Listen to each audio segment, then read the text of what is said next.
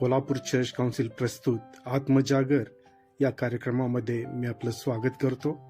पहिल्यांदा ऐकूया एक सुंदरसं गीत.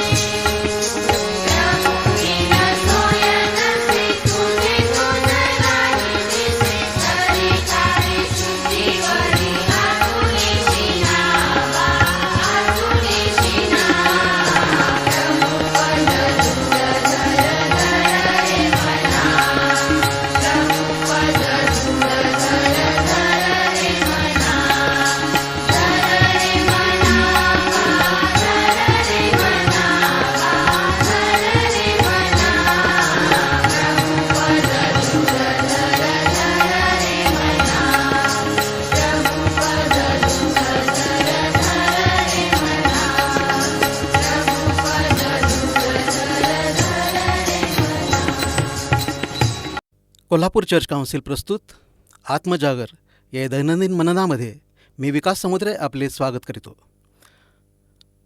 आज दिनांक 3 मे. आजच्या मननाचा विषय आहे हुंड्याचा धिक्कार. आजच्या मननासाठी विशेष शास्त्रभाग आहे मत्तई कृत शुभवर्तमान याचा 22वा अध्याय 36 ते 40 ही वचने. आजचे विशेष वचन आहे, मी देवावर प्रीती करीतो असे म्हणून जो कोणी आपल्या बंधूचा द्वेष करीतो तो लबाड आहे. 1 योहान 4 अध्याय 20 वचन. नवऱ्या मुलाचे आईवडील वधूकडील लोकांकडून प्रचंड रकमेची मागणी करतात. ही एक सामाजिक दुष्ट प्रवृत्ती आहे. या चालीविरुद्ध प्रत्येक सुज्ञ नागरिकांनी व विश्वासणाऱ्या ख्रिस्ती बांधवांनी लढा दिला पाहिजे. सरकारकडून हुंडाविरोधी कायदा होऊनही ही प्रथा मोडली गेली नाही. पती आणि सासरचे लोक आपल्या मागण्या पूर्ण होण्यासाठी वधूचा अतिशय छळ करून एकतर तिला जाळून मारतात किंवा तिने जाळून घेतले जाते. अशा बातम्या वर्तमानपत्रात प्रसिद्ध होतात. या महत्त्वाच्या मुद्द्यावर ख्रिस्ती लोकांनी कोणती भूमिका स्वीकारावी? प्राचीन मध्य पूर्वेत वरपक्षाकडून वधूपित्याला मूल्यवान देणग्यांची पद्धत होती. उत्पत्ती याचं 34 अध्याय 12 वचन. तेव्हा हुंडा या शब्दाचा अर्थ वधूला देण्याची रक्कम, पण आज मात्र त्यास वरास द्यायची रक्कम असे म्हटले जाते. वधूला द्यायची रक्कम हे केवळ पैशात मोजली जात नाही. राहेलबरोबर विवाह करण्यासाठी याकोबाला लाबानाकडे 7 वर्षे चाकरी करावी लागली. उत्पत्ती याचा 29 अध्याय 18 वचन. शाऊल राजा दाविदास आपली मुलगी देण्यास तयार होता. त्यासाठी किंमत म्हणून न मागता त्याने अशी अट घातली की दाविदाने 100 बलिष्ठांना जिवे मारण्याचा पुरावा सादर करावा. 1 शमूएल 18 अध्याय 25 वचन.